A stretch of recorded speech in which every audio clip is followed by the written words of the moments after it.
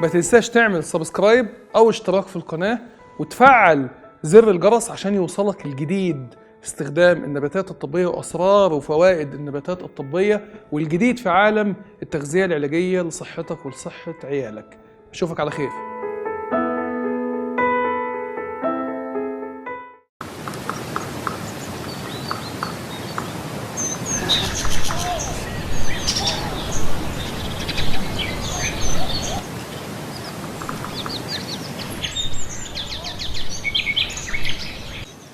بسم الله الرحمن الرحيم. مشاهدينا الكرام، اهلا وسهلا بكم وحلقه جديده من برنامج اسرار وفوائد. والنهارده هنتكلم عن اسرار وفوائد الصوم المتقطع. هنتكلم عن 5 طرق نقدر نعمل بيهم الصوم المتقطع. حلقه جميله من اجمل الحلقات اللي هتسمعوها مني على الاطلاق، هي الحلقه بتاعت الصوم المتقطع دي.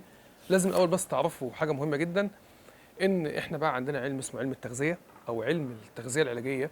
علم التغذيه العلاجيه ده قايم على عمل انظمه غذائيه او عمل حميه غذائيه للمريض. يعني انا مثلا لو عندي مثلا ضغط بقول للمريض ابعد عن النشويات لانها بتزود الانسولين، والانسولين بنفس الوقت بيحبس الميه في الجسم وبيضيق الاوعيه الدمويه، فبالتالي لازم تمنع النشويات وتمنع معاه كمان الاكل بتاع الملح الكتير. ممكن تاكل ملح بس ما يزيدش عن اللزوم. لو انا عندي سكر لازم امنع النشويات. لو انا عندي نقرس لازم امنع السكر، لازم امنع الاغذيه اللي فيها نسبه عاليه من الفركتوز زي الفواكه الكتير، لازم امنع اللحوم الحمراء والبقوليات. كل دي حاجات بتزود الاملاح بتاعه اليوريك اسيد وبتزود التعب بتاع النقرس. فبقى عندنا علم جميل خالص اسمه علم التغذيه العلاجيه، اللي انت بيها بناء على ايه المريض ده هتمنعه من الاكلات دي، وبناء على ايه هتاكله الاكلات دي. العلم الجميل الوقت ده بقى ايفيدنس بيزد، بقى قائم على الدليل العلمي. طيب احنا النهارده هنتكلم عن حميه او نظام غذائي. كلمه حميه يعني نظام غذائي، يعني طريقه هنستخدمها في العلاج بس بالاكل، اكل بس. الحميه بتاعتنا النهارده او نظامنا الغذائي اللي هنتكلم عنه النهارده هو نظام غذائي جميل خالص اسمه الصوم المتقطع. انا ليه بعمل صوم متقطع؟ لان انا لما بصوم هرمون النمو عندي بيزيد جدا. هرمون النمو ده بيعمل ايه؟ ده الهرمون المسؤول عن اصلاح الانسجه، ده الميكانيكي. لما انت بيحصل عندك بقى تلف في الانسجه بتاعت رجلك، قطع في الاربطه بتاعت رجلك، قطع في الغضاريف، ضعف في الغضاريف بتاعت رجلك، جروح مزمنه جوه جسمك مثلا زي الانزلاقات الغضروفيه، جروح من بره، ايا كان بقى، ايا كان. اما انت يحصل عندك اي جرح، لو انت عندك اي نسيج حصل فيه تلف، النسيج ده عشان يعمل ريجنريت، يحصل له اعاده بناء تاني. واحنا قلنا قاعده في الطب قبل كده ان كل الانسجه بتاعت جسمنا بتتجدد، اللي هي بتحتاج هرمون النمو يعني عشان تتجدد، لانه هرمون مضاد للشيخوخه. هرمون النمو ده يا جماعه طالما هو موجود مفيش شيخوخه معاه ابدا. عشان يحصل ان هرمون النمو ده يتجدد محتاج لازم ان انت تعمل صيام، لان ما بيطلعش هرمون النمو ابدا في وجود الانسولين. انسى، الانسولين موجود اللي انت بيطلع وانت بتاكل، هرمون النمو او هرمون الاصلاح ده ما بيطلعش معاه. الميزه كمان ان في الصوم المتقطع بتطلع هرمونات جميله جدا زي هرمون النورادرينالين، ودي من الهرمونات الجميله اللي بتحرق الدهون وبتحافظ على العضلات. يعني ده هرمون بيخليك تنزل في الوزن دهون بس، وبيزود كمان الكتله العضليه وبيحافظ على الكتله العضليه بدون مشاكل، لانه هرمون النور ادرينالين ده بينشط الدوره الدمويه اللي رايحه العضلات، فبالتالي بيغذيها، وفي نفس الوقت بيقتل الدهون وبيخلص الجسم من الدهون، لانه بيخلي الجسم يستهلك الدهون. يا جماعه الميزه كمان اما انتوا بتخسوا او اللي انت تقضي على الدهون الضاره، مش بس عشان الدهون بتزود الوزن وبتكتم نفس الاعضاء زي الكبد لما يكون عليه دهون بيبقى ضعيف ومش قادر يشتغل، والقلب لما يكون الشرايين التاجيه بتاعته مسدوده بيبقى ضعيف ومش قادر يشتغل. مش بس كده كمان، لا ده في حاجه مهمه جدا. الدهون دايما بيدوب فيها المواد السامه. يعني انت مثلا لو كلت مثلا تفاحه، مثلا كلت خضار، في مبيدات حشريه، مبيدات اعشاب، مبيدات فطريات، اللي هي الحاجات السموم دي، الدهون دايما النسيج الدهني بيتخزن فيه السموم دي. فاما انت بتخس وبتقتل الدهون في جسمك وبتخلص جسمك من الدهون الضاره، السموم دي كمان بتروح، فجسمك بيخلص من السموم. عشان كده رسولنا الكريم قال في الحديث: صوموا تصحوا. فعلا الصيام والله والله قاعده عامه من سنين السنين الناس تعرفها، ان الصيام زي ما نشرح النهارده، ان الصيام من الحاجات اللي بتعمل صحه. صوم تصحوا.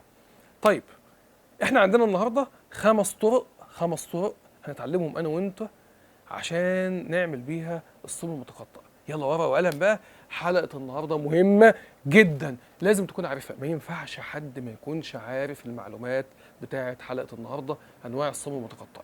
بص بقى يا سيدي، اول حاجه لازم تعرفها في الصوم المتقطع ان هو في فرق كبير جدا بينه وبين الصوم الاسلامي بتاعنا. احنا في الصوم الاسلامي بنفصل الاكل من ساعه ما الشمس يبقى في عندنا شروق الشمس لغايه الغروب. ده الصوم الاسلامي بتاعنا. في الصوم الاسلامي بتاعنا ما بنشربش لا ميه ولا بناكل. لكن الصوم المتقطع مش كده خالص. الصوم المتقطع انت بتشرب فيه بس ما بتاكلش. يعني ممكن تشرب الشاي الجميل زي الشاي اللي انا بشربه ده بس، وتشرب ميه عادي، بس ما تحطش في الشاي سكر. ما ينفعش يعني. اكل السكر ده حضرتك اكل، يعني ما عملتش حاجه انا كده كسرت الصيام ضيعته. ما تاكلش مع الشاي ده مثلا فاكهه. ما تشربش مثلا عصير. ما عملتش حاجه كده، عصير اكل حضرتك. المشروبات المسموح بيها في الصوم المتقطع فقط المشروبات اللي ما فيش فيها سعرات حراريه، زي مثلا الشاي، القهوه، المشروبات الصحيه، القرفه، اليانسون، الحاجات الحلوه دي، الميه كده يعني. ده يبقى انا في الصوم المتقطع مسموح لي بالمشروبات الصحيه، مش مسموح لي بالميه عادي مفيش مشكله، بس مش مسموح لي باي شكل من اشكال الاكل زي السكر. ما تقولش السكر ده في الشاي يبقى ده معانا مفيش مشكله، لا مش معانا، ده علينا زي ما بقول يعني. خلاص، يبقى ده الاساس الاول. انت عندك طرق كتير للصوم المتقطع. اشهر طريقه والطريقه رقم واحد اللي هنشرحها النهارده اللي هي طريقه 16 على 8. ايه القصه بقى؟ يلا ركز معايا ورقه وقلم. اللي انا افضل 16 ساعه ما اكلش و8 ساعات باكل فيهم، يعني بزنق اكلي في 8 ساعات. يعني انا مثلا لو انا بنام الساعه 12 بالليل وبصحى كل يوم الساعه 8 صباحا، ابطل اكل الساعه 9 اخر حاجه احطها في بقي، وافطر الساعه 1 الظهر. افطر الساعه 1 الظهر، من الساعه 1 للساعه 9 باكل. خليك جدع بقى، لما تيجي تاكل بلاش نشويات، اعمل شبه ما انا عملت او ما انا بعمل. بلاش بقى عيش، بلاش رز، بلاش بطاطس، بلاش سكر، بلاش لو انت عاوز تخس بجد يعني ليجيومز زي مثلا الفول، الفاصوليا، اللي هي الحاجات اللي فيها نشويات، حتى الترمس والكلام ده والعدس. كل دي اغذيه صحيه لغايه ما وزنك يبقى مثالي. يبقى كل الحاجات الجميله دي اللي هي انا بتكلم طبعا عن البقوليات. انما العيش ده انا بيني وبينه هو والسكر يعني خصام الى يوم الدين، مش يوم الاثنين، لغايه يوم الدين مفيش عيش اللي هو القمح ومنتجاته ولا سكر في اكلي تماما، لا انا ولا عيالي على فكره. انا مانع الكلام ده خالص عندي في البيت. بلاش هم، دي اغذيه قاتله مش اغذيه صحيه، دي اغذيه قاتله. المهم، فانت بتفطر الساعه 1، اخر حاجه بتاكلها الساعه 9. من الساعه 1 للساعه 9 انت بتاكل. بس انا عاوز اطلب منك طلب انا لاحظته وانا بعمل الصوم المتقطع انا كاحمد، عشان يكون الصوم المتقطع سهل في العمايل. اخر حاجه تختمها في اكلك الساعه 9 هي الشوكولاته. الشوكولاته يا جماعه تحفه في الصوم المتقطع، ملهاش حل.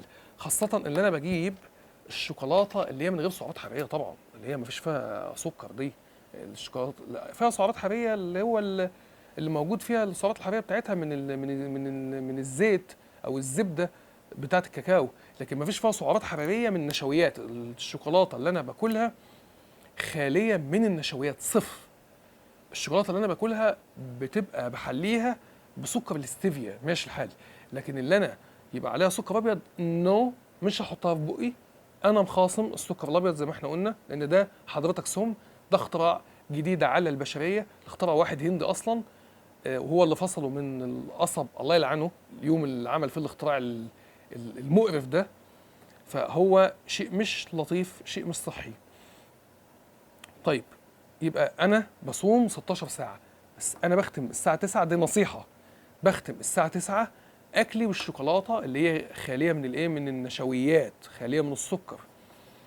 طب انا بعمل كده ليه؟ لان الشوكولاته انا لاحظت ان هي بتخليك تقدر تتحمل الصوم وما تجوعش لغايه الساعه 1 الظهر تاني يوم بدون ما بطنك توجعك او اللي انت تحس بالاحساس الجوع. كذلك برضو خلاصه نبات الجرثومه، انا عندي نبات الجرثومه بننتجه عندنا، وهتلاقيه في الرابط بتاع الرابط بتاع صندوق الوصف في اليوتيوب في الحلقه دي. الجرثومه برضو من النباتات الطبيه يا جماعه الفظيعه والجباره في القصه دي، تساعدك قوي قوي اللي انت لما تاخدها بالليل من هنا تاني يوم الصبح تقدر تقوم وتشرب الميه وتشرب القهوه بتاعتك وما بطنك ما تكونش وجعاك اللي انت عاوز تاكل يعني.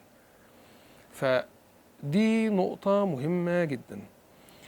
الدراسات اللي اتعملت في 2016 بتقول ان طريقة 16 على 8 اللي هي 16 ساعة صيام و8 ساعات بزن والاكل فيهم زي ما اتفقنا اللي هي الاكل الصحي، بلاش الاكل الوحش، اللي الطريقة دي بتمنع ارتفاع ضغط الدم وبتساعد في علاج السمنة طبعا. وغير كده وكده كمان ان الطريقة دي بتقتل الدهون وبتاكل الدهون بتاعه الجسم المتراكمه الوحشه زي الدهون اللي بتكون موجوده على الكبد والشرايين بقى والقرف ده كله، وكمان بتحافظ على العضلات. تخيل يعني انت عندك الشريان بتاعك عضله وعليه حته دهن. الطريقه بتاعه الصوم المتقطع الجباره دي بتقتل الدهون وبتشيل الدهون وبتمسح الدهون من الشريان وبتحافظ على العضله بتاعه الشريان تكون قويه ما تاثرش على القدره بتاعه الشريان على ضخ الدم. دي مهمه جدا المعلومه دي. الطريقه الثانيه من الصوم المتقطع طريقه اسمها 5-2. الطريقه دي بتتعمل ازاي بقى؟ ركز معايا. 5 ايام ما بعملش صوم متقطع. بالمناسبه بمناسبه الايام والكلام ده، احنا في عندنا يا جماعه وانا قلت الكلام ده في حلقات قبل كده، الصوم المتقطع لو انت عملته 3 ايام ورا بعض بيزود هرمون النمو اللي احنا قلناه في اول الحلقه اللي بيصلح ده 300%. لو عملته 7 ايام ورا بعض بيزود هرمون النمو اللي بيصلح الانسجه 1250%. لا يمكن 1250% يا مؤمن. لو عملت صوم متقطع 7 ايام ورا بعض، امسك نفسك 7 ايام ورا بعض، انسجه جسمك كلها بالله العظيم هتتصلح. عضلات، اعصاب، كبده، شرايين، قلب، كله هيتم ليه عمليه الاصلاح. الطريقه الثانيه هي طريقه 5-2، ودي بتعتمد ان انت 5 ايام بتكون سعراتك الحراريه في معدل 2000 سعر حراري، ويومين سعراتك الحراريه 500 سعر بس ورا بعض طبعا. يعني بص يا دوبك في اليومين دول تاكل طبق سلطه يعني اما تجوع تاكل سلطه بقى، زي اعتبر نفسك اردب يعني. في الطريقه بتاعت اللي هي 5-2 يومين اليوم 500 سعر حراري بس فظيعه الطريقه دي. انا عاوزك اللي انت تجربها وتشوف الطرق بتاعت الصوم المتقطع اللي تكون مناسبه ليك وتكون بالنسبه لك اسهل واعملها. يعني تخيل انت مثلا نظام 5-2 ده او 5-2 ده في اليومين اللي انت بتاخد فيهم 500 سعر حراري ده، يا دوبك كده طبق سلطه وبرتقانه مثلا، يا دوب يعني يا دوب. الدراسات بتاعه طريقه 5-2 بتتكلم ان الطريقه دي ممتازه جدا طبعا في نزول الوزن، وممتازه جدا بالاخص في علاج السكر. الطريقه الاولى اللي هي بتاعه الصوم المتقطع 16 ساعه صيام واللي 8 ساعات اكل، اللي انا احشر 8 ساعات بتوعي الاكل بتوعي في ال8 ساعات اللي هي الويندو النافذه بتاعه 8 ساعات دي، مهمه جدا لعلاج ارتفاع ضغط الدم. زي ما احنا قلنا اصلا بتنزل الدهون وبتحافظ على العضلات، بتحافظ على العضلات بتاعه الاوعيه الدمويه، عشان كده ضغط الدم يبقى جميل. لا اللي هو طبعا تحت يكون 140/90 ده اللي هو المقبول طبيا، او تحت ال 120/80 اللي هو المعدل الطبيعي بتاعه. لا انت بقى عندك في الطريقه بتاعه 5-2 اهم واحسن لعلاج الناس اللي عندهم سكر من النوع الثاني. الطريقه الثالثه اللي هي وقف اكل كل وقف اكل كل، اسمها كده وسموها كده ايت ستوب ايت. ودي بتعتمد على ان انت يوم او يومين مش ورا بعض بتعمل صيام تام لمده 24 ساعه. يعني مثلا سبت باكل يوم ال 2000 سعر بتوعي، حد ما باكلش 24 ساعه صيام، بس بشرب ميه يا جماعه، بشرب ميه، بشرب قهوه، بشرب شاي عادي. يبقى باكل يوم السبت، يوم الاحد ما اكلش، يوم الاثنين ما اكلش، لا اوعى تعمل كده. قال لك ما تعملش صيام 48 ساعه ورا بعض، لا احنا بنعمل يوم يوم لا، يوم يوم لا، وما تعملهمش ورا بعض، حاول تفصلهم. يعني انت مثلا ممكن تعمل مثلا الموضوع ده اثنين وخميس مثلا، سبت وثلاث مثلا من كل اسبوع. الطريقه دي اللي هي طريقه كل وقف كل، دي برضو كويسه جدا، بس عاوزه ناس قويه والصوم المتقطع. ابتدي بالبسيطه اللي انا ماشي عليها اللي هي 16/8، دي بتاعت الناس الفرافير اللي زي حالاتي. الطرق دي محتاجه ناس قويه كده وعندها عزيمه. الطريقه الرابعه يوم اكل عادي ويوم التاني الصيام، بس الصيام فيه 500 سعر حراري بس، قويه جدا، رهيبه رهيبه ممتازه. يعني انا اكل 2000 سعر في يوم، تاني يوم بصوم صوم متقطع وليا 500 سعر بس. يعني طبق السلطه الجميل بتاعنا كده مع مثلا بيضه ولا حاجه يعني، ولا وبرتقانه، يا دوبك هم دول اللي انا هاكله اكل النهارده. فانت رتب امورك على نظام الصوم المتقطع المناسب ليك. الطريقه الخامسه هي طريقه المحاربين القدامى. ايه طريقه المحاربين القدامى دي بقى يا سيدي، او طريقه الصوم المتقطع بتاع المحاربين القدماء؟ قال لك اللي انت تفضل 20 ساعه صيام في اليوم، وبتاكل في 4 ساعات بس، مش 8 بقى كمان، لا 4 ساعات بس. وفي ال4 ساعات دول بتاكل على قد ما تقدر اللي انت تشبع. طبعا كلمه تاكل وتشبع دي مش موجود فيها سكر وقمح، عشان بس نكون متفقين. مش موجود فيها سكر ولا عيش ولا مكرونه ولا مخبوزات ولا حلويات ولا بسكوت ولا الكلام ده. انا بتكلم على اكل انت بتاكله في ال4 ساعات، اكل صحي وبتملي بطنك على قد ما تقدر، بحيث ان انت ما تجوعش قدر الاستطاعه في ال20 ساعه، وال4 ساعات يكونوا في الليل. وسموها طريقه المحاربين القدماء. ما هو لان المحارب اللي كان زمان ده بيحارب كان بيقوم يحارب من الفجر، اول ما النور يطلع بتاع ربنا، ويروح يتخمد بقى المغرب يوقف حرب. فما يروح يوقف حرب يرجع ياكل بقى، يعني ما خلاص، وعقبال ما يستحمى وياخد دش وبعدين ياكل وينزل تاني يوم الفجر يرجع يحارب تاني ويكمل حرب تاني. الصوم المتقطع من الانظمه الغذائيه الجميله جدا يا جماعه، اللي انت لازم تعملها، لان لو عملتها هتخلص من الدهون الزياده في جسمك، وفي نفس الوقت هتحافظ على عضلاتك، وهتحافظ على هرموناتك دايما تكون في المعدلات الطبيعيه، زي هرمون الذكوره وهرمون الانسولين يكون دايما قليل وتحت السيطره. انا كاحمد ماشي على نظام 16/8 اللي هو اول نظام قلته، او اول طريقه في الصوم المتقطع قلتها في حلقه النهارده. ما تنساش تعمل سبسكرايب او اشتراك في القناه، وتفعل دايما زر الجرس عشان يوصلك الجديد في عالم التغذيه العلاجيه والنباتات الطبيه. وطبعا لو الحلقه عجبتك ما تنساش ان انت تشيرها لاصدقائك على الفيسبوك وعلى الواتساب. اشوفك على خير، شكرا والى اللقاء.